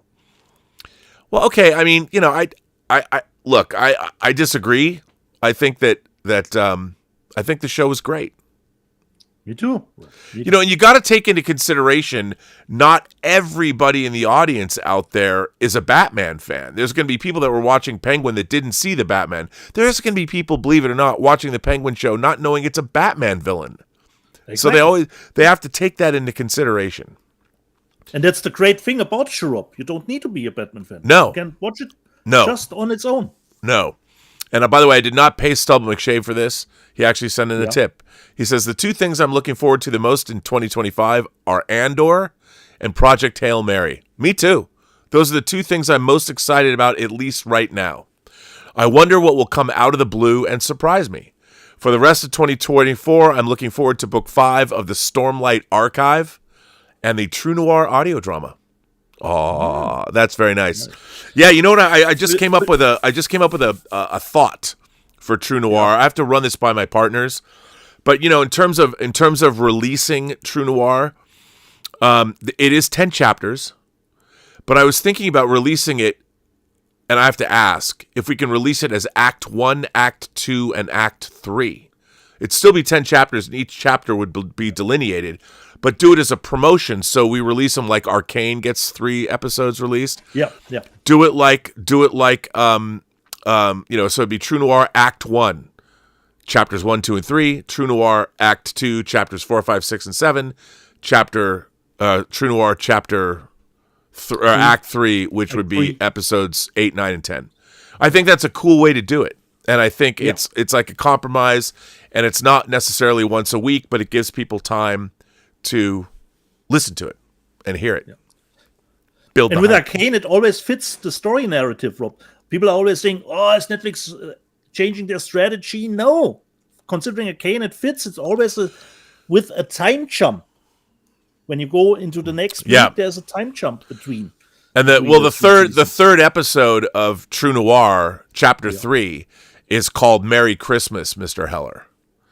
And what I love about it is 3 characters in the show tell Nathan Heller Merry Christmas in different ways. Okay. So it would, and I want to release it. This is my new plan, everybody. My partner's like, working with me has got to be a pain in the ass for a number of reasons, but I just make shit up and say it. but I would like to release the first act either on December 15th or December 22nd. Okay. And that you could call Act 1 Merry Christmas, Mr. Heller, because it's right before Christmas. It's Christmas themed, and why not release it then? Would be fitting. And then Act 4 is the story has been set up, and Act 4 jumps into it. So there you go. That's just a thought. Nice. If any of my partners are watching this, are like, God damn it, Rob. You can't just do shit like that. But changing things on the fly. Yeah. Or it could be that right now I know I can finish those 3 episodes in time. I'm kidding. I kid. But yeah. Anyway. Another super chat came in from Underzick again. The part. Okay. But here is Europe. I would agree with you, Rob. If the freaking bat signal wasn't shown at the end of the show, you can't have your cake and eat it too. Yeah, but I mean, it can be shown at the end of the show because if people didn't know it was a Batman villain, like, oh my God, that's a bat signal. Yeah. And I mean that, but that's it's. Here's the thing: the artistry and the care and love that went into the Penguin, and young. It totally fit the movie, and like most people, it got me excited for. Yeah. Batman 2. Yeah, me too. Totally. We shall see. Yeah. However long that takes to make. Yeah. I'm also excited, Stubble, for James Gunn's Superman. I think James Gunn's Superman. Mary will be finished next year, Rob? It will come out already? Yeah, it comes out in July. Oh, okay. Nice. Yeah. I'm really excited. Really, really, really excited. I am not excited for Section 31 or Starfleet Academy. Just thought I'd throw that in there in case anybody was wondering. It could be all unicorns and rainbows 2025. Right? No, or coffee and cake. Yeah. So another super chat, Rob, from Vanilla Gorilla. Oh, this is the question. Vanilla Gorilla says, will we get a Blu-ray release of Free Enterprise? And promise me DS9 is coming to Blu-ray someday. Well, both tough. As Mark Altman said last week on this show, because we do not own Free Enterprise, the movie is owned by our executive producer who paid for it. That's the holdup. Hopefully, we can wrest it away, because I'd like to do a whole restoration and a recut of the movie. Nobody would notice. Just make it better. The movie's a forgotten movie. Not many people have seen Free Enterprise these days. I mean, it's forgotten. I think it would be, and if it came out now, there's a lot of jokes that people would have a problem with. It is definitely not politically correct in this environment, which would tickle me to no end to see that happen. So you need an opening scroll up, opening title card, Yeah. Oh, yeah. Well, yes, it does have a new one. It says Los Angeles, September 1999. That's the new thing. And Promise Me DS9 is coming to Blu-ray someday. Ooh, Vanilla Gorilla. Here's the thing. Unfortunately, when I worked on the Star Trek The Next Generation restoration and doing all the special features, by the way, get those Blu-rays. They're still bangers. It was a mistake that they didn't go ahead and do Deep Space Nine and do Voyager. Now, the problem is everybody's talking about AI, using AI to restore something. Maybe in the future, I mean, there's a lot of... if you think about it this way, the reason that I would prefer doing it properly by going back to the negative is because in terms of the way that Star Trek was made, especially Deep Space Nine, Voyager used a lot more CG. Like, there's only one CG shot of the Deep Space Nine station in the entire series. Only one. Okay. And that's the final pullback in What You Leave Behind. The final episode of the 7th season of Deep Space Nine is the only CG shot of the station. All of it was models. Now, there's a lot of CG ship stuff as they moved on, like in episodes like Sacrifice of Angels and Mojo. That's a big problem that they would have in restoring Deep Space Nine. There's a lot of the people that worked on the effects still have those files, and Mojo did a really great job up-resing and putting his original effects work. There's a great test shot, and it was in the Deep Space Nine documentary from Sacrifice of Angels where you see it in HD. But the problem is it took a whole team 4 years to restore the 178 episodes of Next Generation. 4 years. And you had like 30 people that have to take it all the way through post. Some people say, well, AI can do it. And there's people that do AI restorations. I haven't seen one AI restoration that has looked the way it should. You got to go back to the negative. And in doing that, it's by definition, it requires a lot of human effort to literally go into boxes and find the negative. And Deep Space Nine was not as well stored as Next Generation was. So it would be an effort. And it would cost, I would estimate that in today's costs, you're looking at between $15 and $20 million, not knowing how many CG shots that need to be up-res and things like that. But Next Generation, they said it cost around 12. I bet it cost more.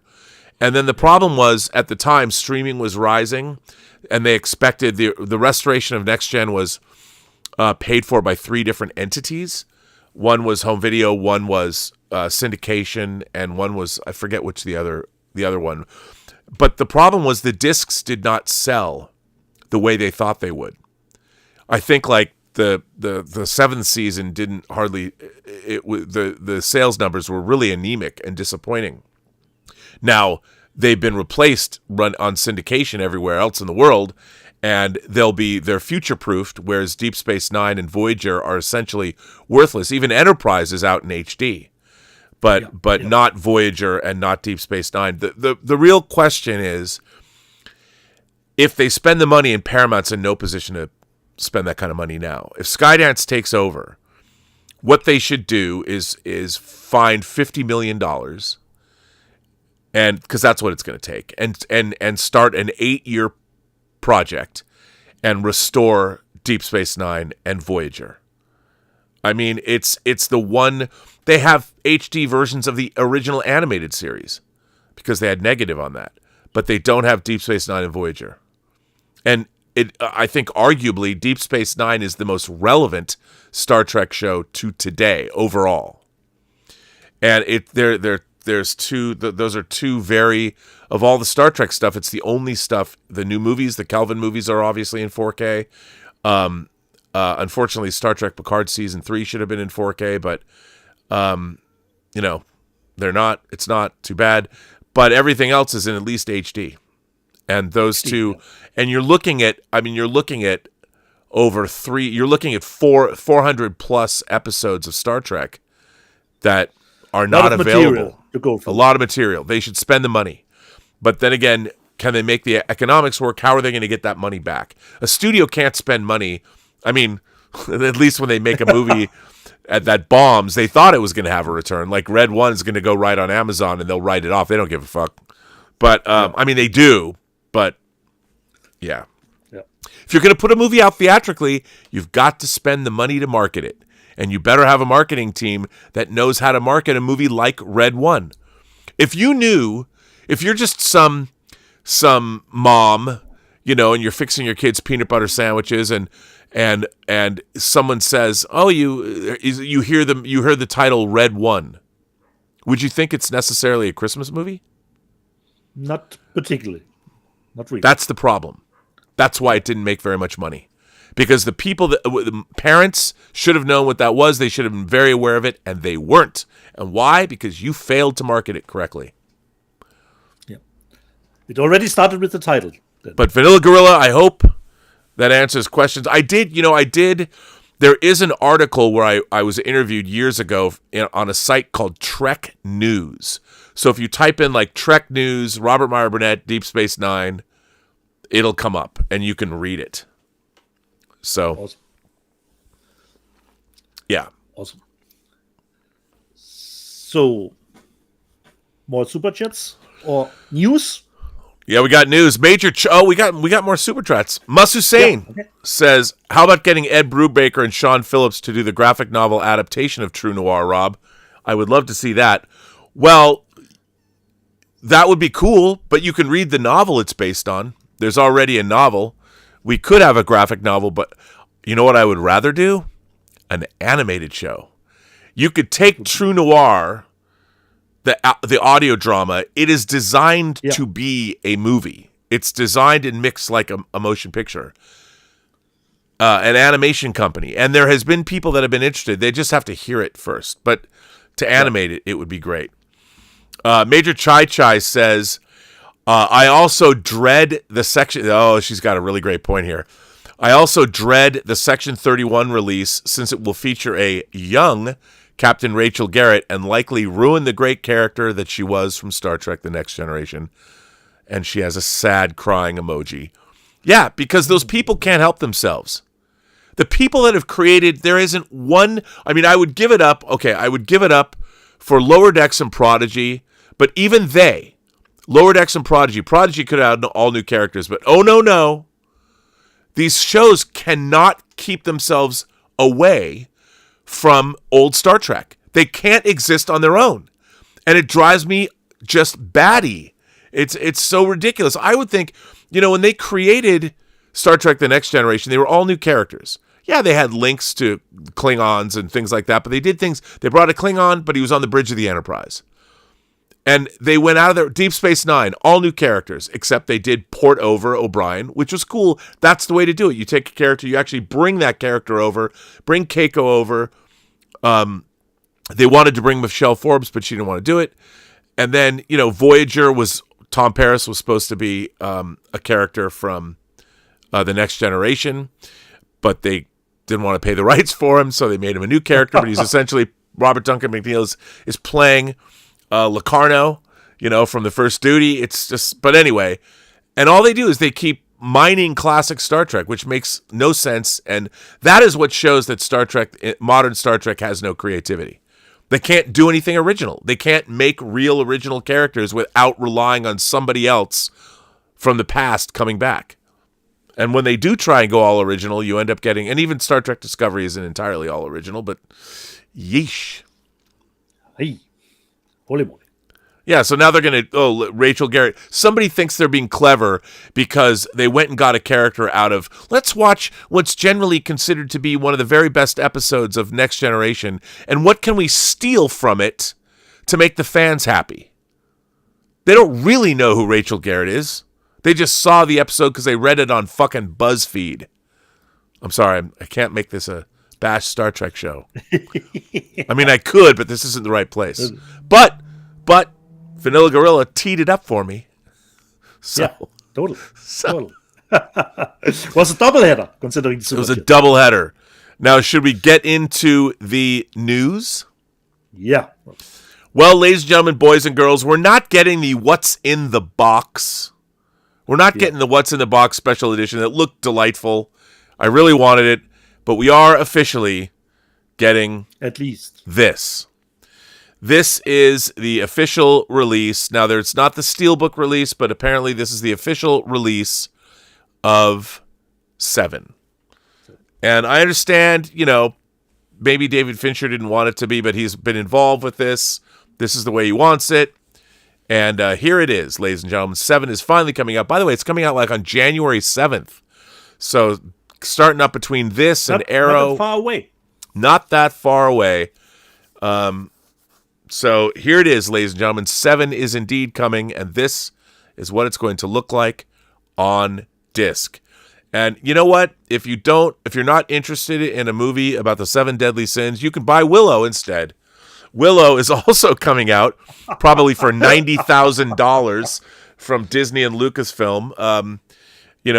I've never seen. I think the streaming series that they created of Willow was one of the great bastardizations. I mean, Willow wasn't great to begin with, but people have a soft spot for it. They certainly ruined that IP. But that's coming in a nice steelbook if you want it, and why not? Pretty cool. And then Umbrella coming out with a banger. Umbrella coming out with Richard Stanley's Hardware. And this is the collector's edition bundle of Hardware. Look at all of that swag. I mean, I like Hardware. I don't know if I like it. I don't like it collector's edition much, but I like Hardware. But if you love the movie, hey, look at this. Look what they're going all out. You got to love Umbrella going all out for this. With a T-shirt even. With a T-shirt. And that's the bundle. You can also get it unbundled with no T-shirt. Yeah. But this collector's edition bundle, look at how great that is. If you want it, you got it. And woohoo! They're also putting out a movie that I don't know much about called Suburban Mayhem. That's also coming out in a collector's edition bundle. And Michael Dorman, who we were interested in at one point for True Noir, who played Gordo Stevens in For All Mankind, is in this movie. So again, this is I don't know much about this film, but I really like the title. I'm all for Suburban Mayhem. Yeah. And then their third title that Umbrella has coming out, again, it's The Mugai. The Mugai. I just like the name. I want to buy this just so I can say on this show, look, I got the Mugai collector's edition. It's not Red One, Rob.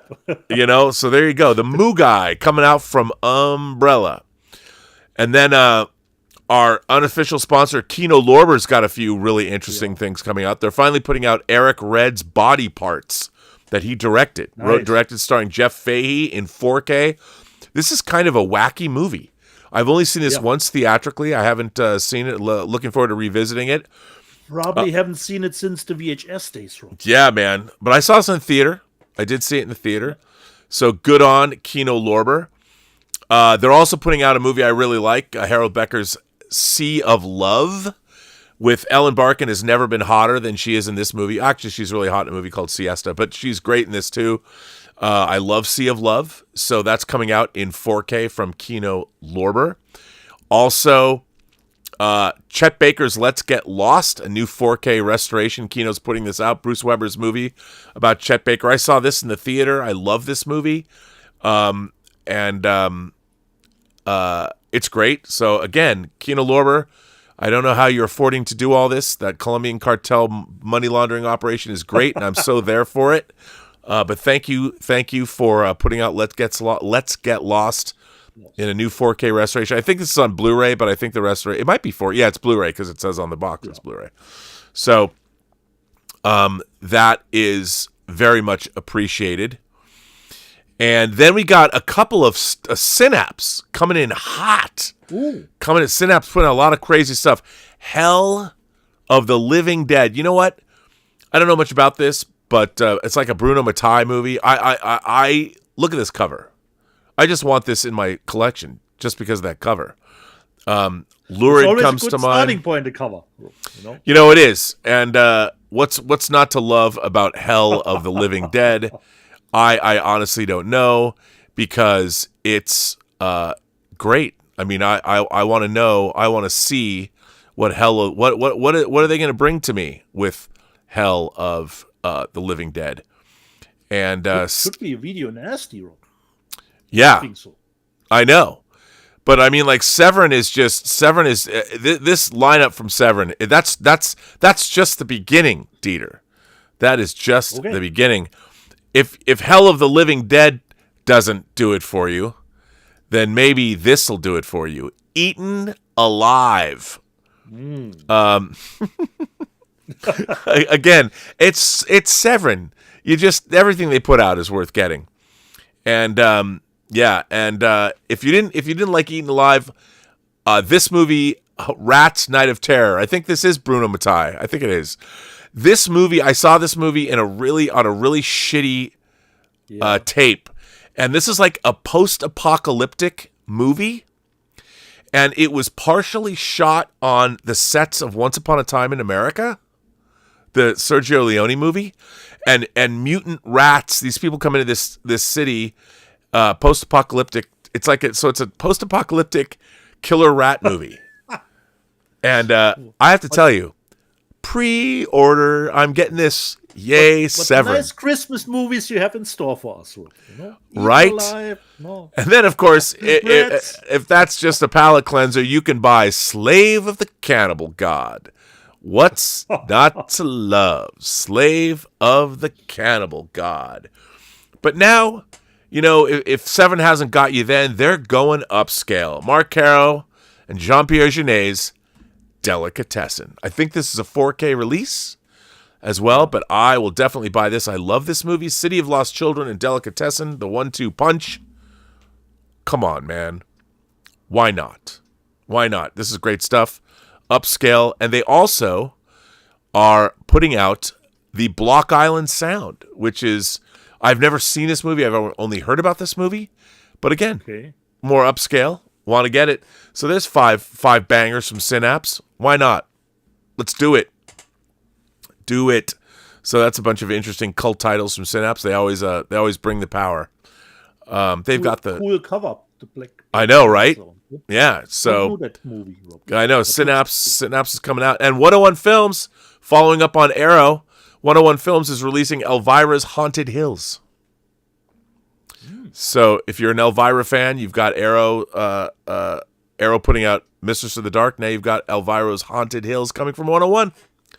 And now we've got classic films coming out from Powerhouse and Indicator. Again, they're rating the Paramount library too. Whether it's Columbia or Paramount, they're rating it. Joan Crawford as Queen Bee. Again, I love these classic covers.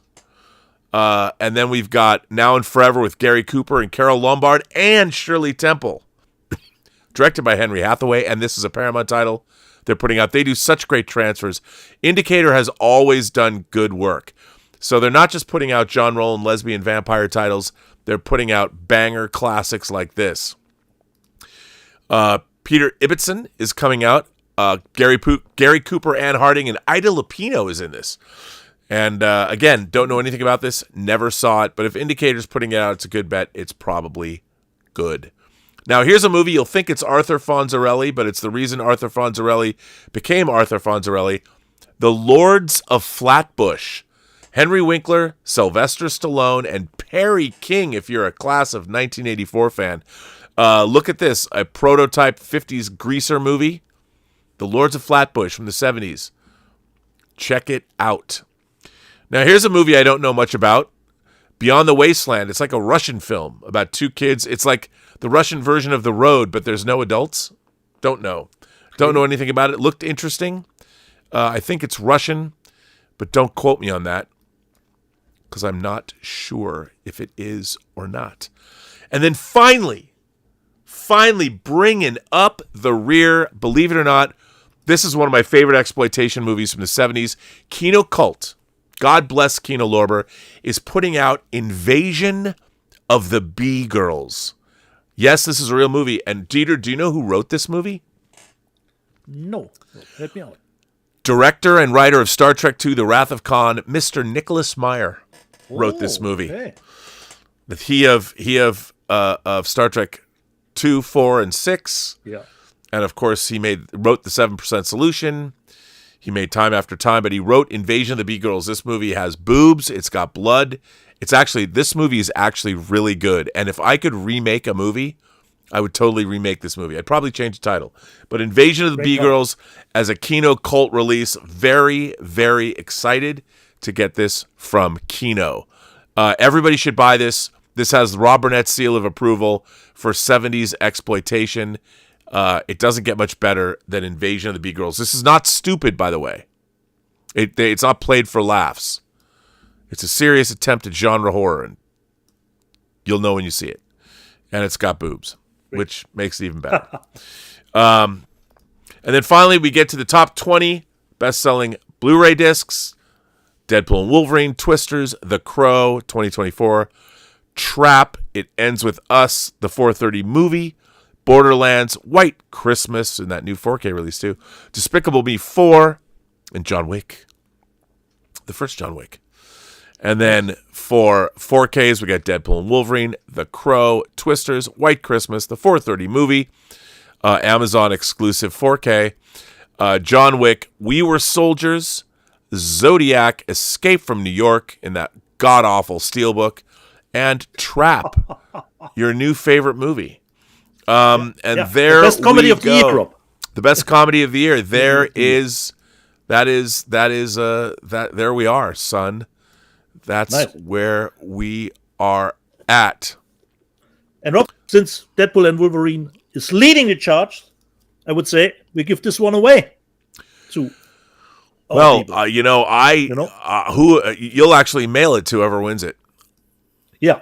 So I need your address, but first, people, you have to answer 2 questions. And I don't want to hear you were wrong. My answers are the correct ones. Like, I don't have to answer, right? Just to be clear, I don't have to answer. No. So we have to put this out to Tom Jr. Jackson. He's got to, whoever gets this first in the chat, is that what you're saying? Yeah. If you're not following me on Instagram where I could get your address, you need to reach out to Rob over his email address that Rob can give me your address. So whoever is interested in the Wolverine Steelbook, here's the question that I wanted to know. Actually, 2. How often and for how long did Hugh Jackman play Wolverine? Counting the release year of the production, not the year when he started filming. So how often did Hugh Jackman play Wolverine and how long? So I want to see 2 numbers in the live chat. Well, when you say how often, you mean in how many films did he play Wolverine? Exactly. How often did he play Wolverine and for how long? Okay, I got a question. I have a question. Oh, okay. I need 2 numbers in the live. Yes, Ron Henriquez is right. 10 and 24 years. Ron Henriquez. You win the Wolverine Steelbook. Ron, I don't know if you follow me on Instagram. If not, reach out to Rob over his email address. I need your address. Then you can get it. He played 10 times. He played Wolverine over 24 years, beginning in 2000 with, of course, the first X-Men. Ron, you did win. Reach out to Rob, or if you follow me on Instagram, you can give me your address over Instagram. You will get the Wolverine 4K Steelbook. And I hope you love the movie as much as normal people do. For Rob, it's just fine. So Rob, you can take a break if you want. I can take over. It's the live chat readout from last week. Okay, previously on Let's Get Physical Media. Mastermind MMA Media, my guy Dieter. Here I am, rock like a hurricane. Tim Hens, can't believe Let's Get Physical Media is 4 years old, and I thought it was only Rob's birthday. No, it was Let's Get Physical Media birthday. Major Chai, season 5, yes. Undead Sick, yes to season 5. Luckily, we got renewed. Altmetall, du bist doch schon voll, aka, you are drunk already. I wasn't, Altmetall, I wasn't. I'm only come across like that. AJ, so 1982, exceptional documentary. Nice to know. Joshua Gonzalez, Alien on VHS is an experience. A good one or a bad one? I have no idea.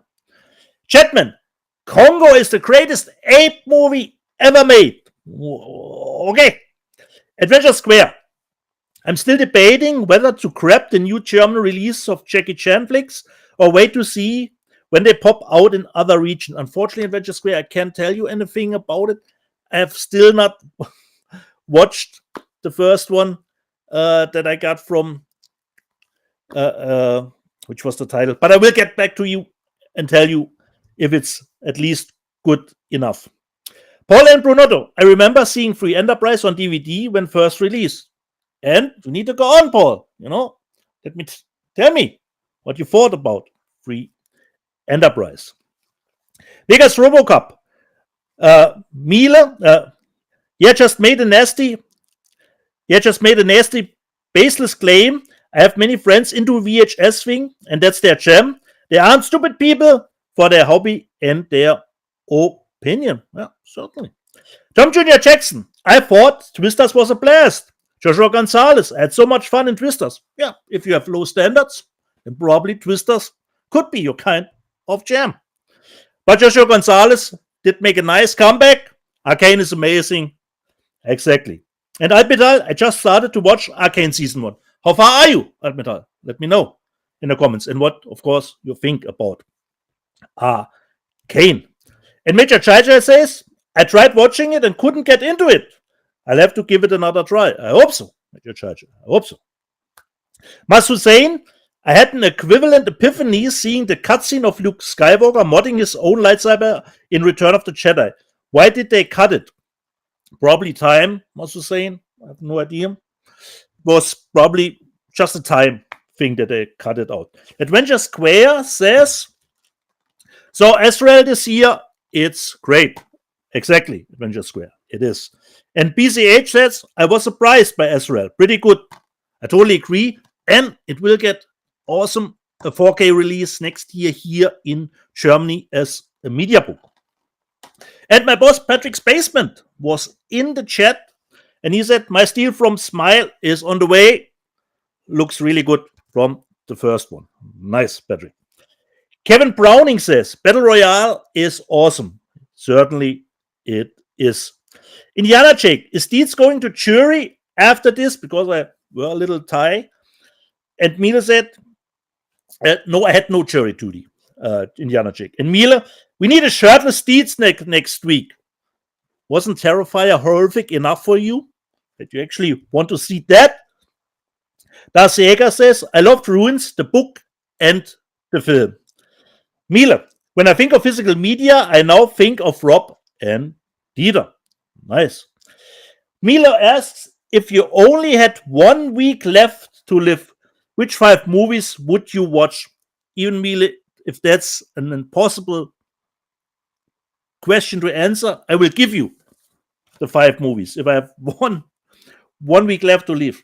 Terminator 2, Raiders of the Lost Ark, Detroit Rock City, Star Trek 2, and the Raid 2. But just top of my head, just before I do the show prep, so probably next week, there could be 5 other movies. Kevin Browning, my worst Cat in the Bag movie was The Abyss. It was a complete letdown.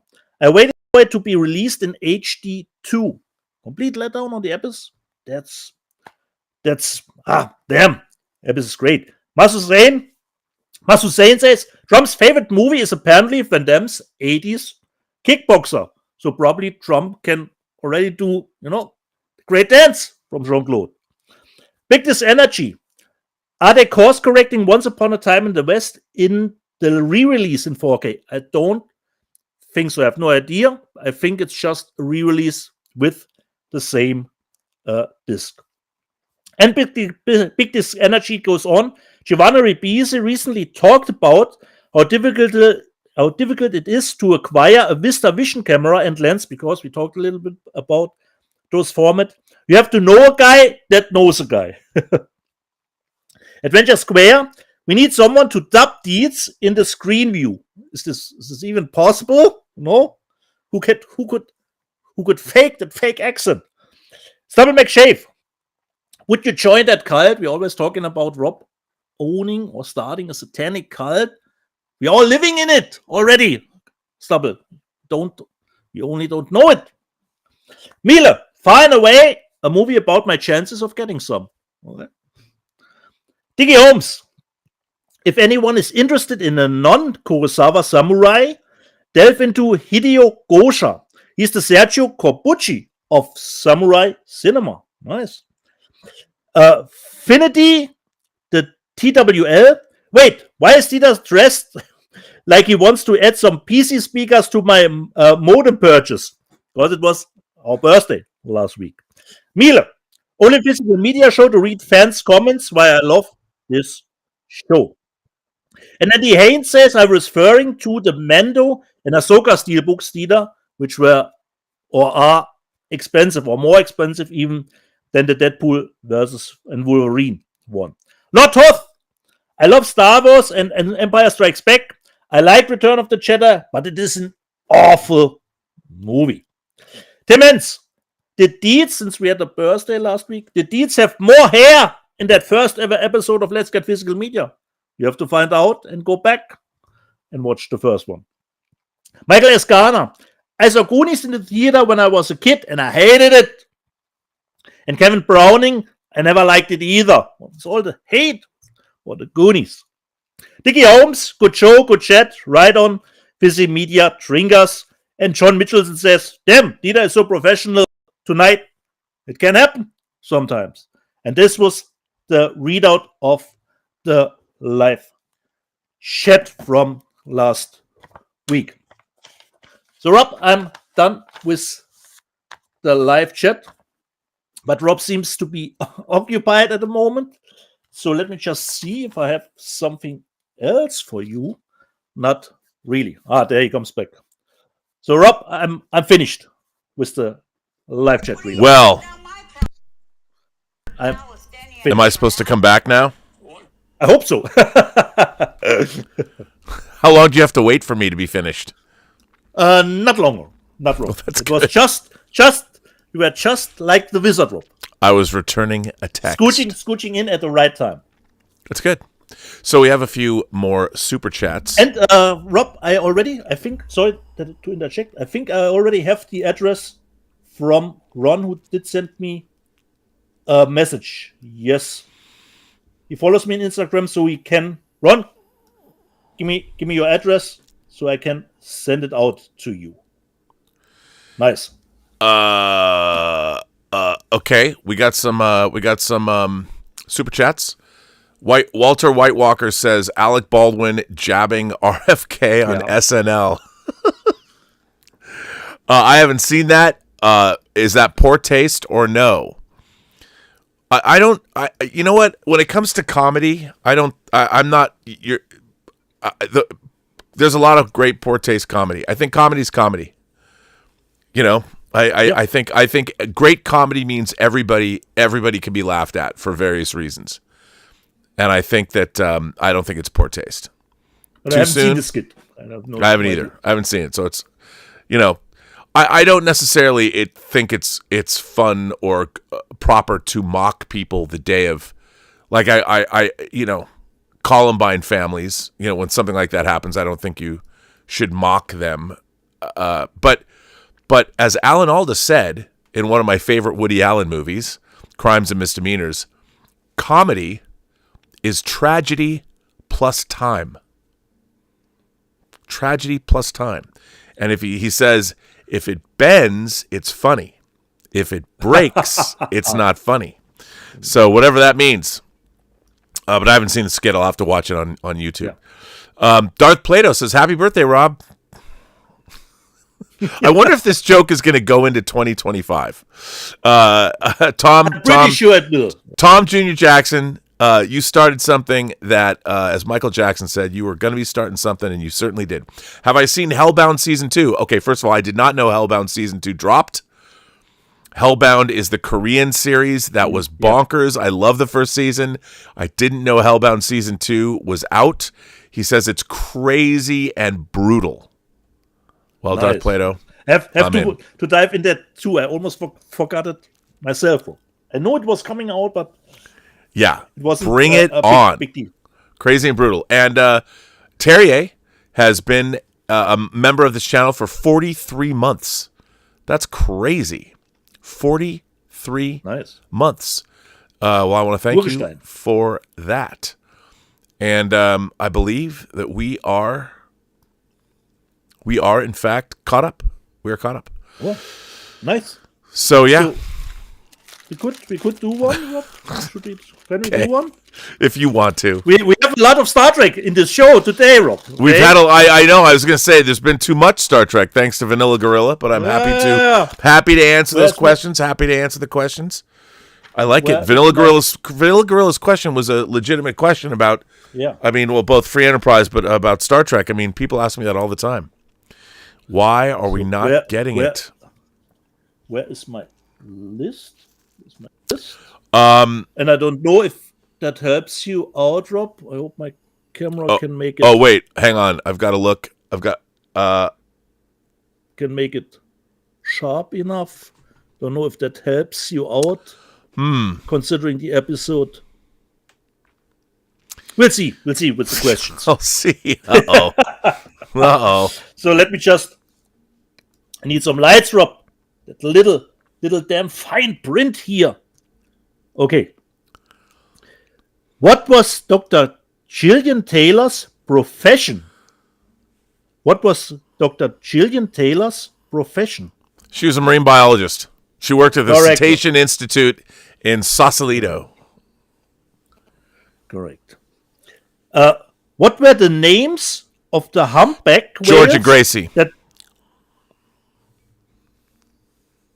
Let me finish. Damn it, Rob. What did Dr. Gillian Taylor work as an assistant director of an oceanic institute?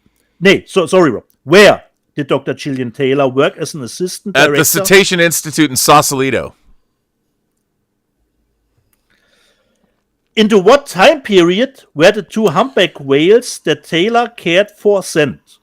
The 23rd century. Correct.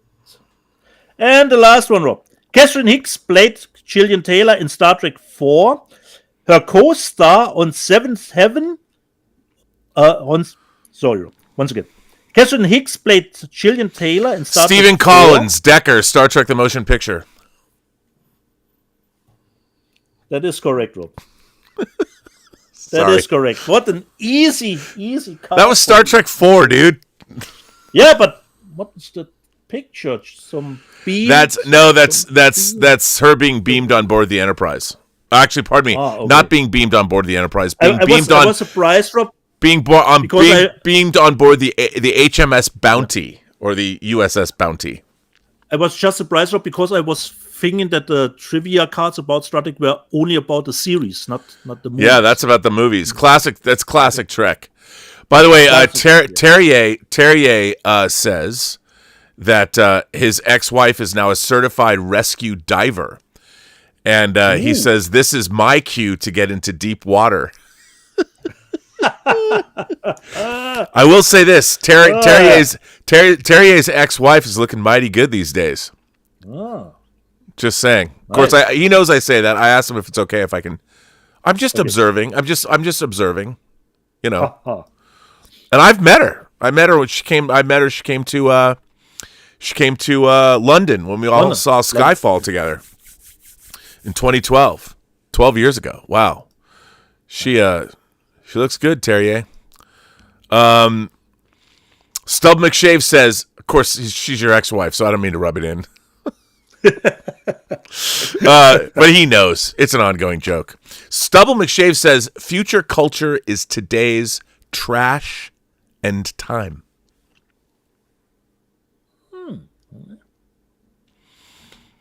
Ba-dum-bum. The Wheel of Time Master.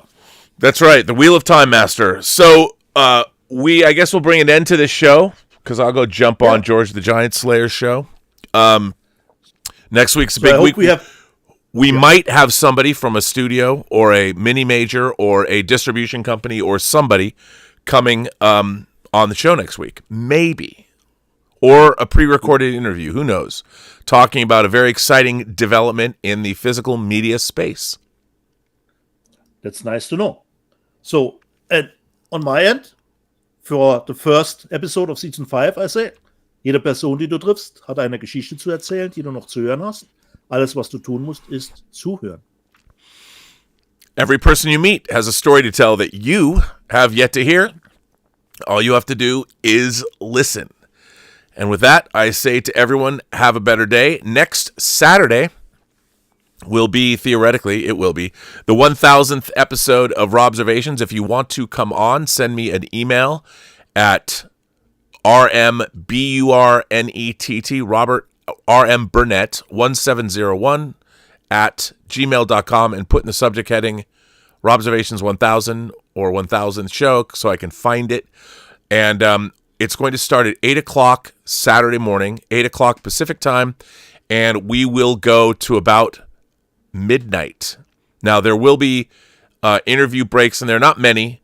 There's a few, but mostly it's going to be about you imagination connoisseurs. So, and I'm going to do a few shows. I'm going to have to call them something different, not Robservations, maybe Midnight Musings or something, just so I can get away with doing shows. Hey, that's it'll be video.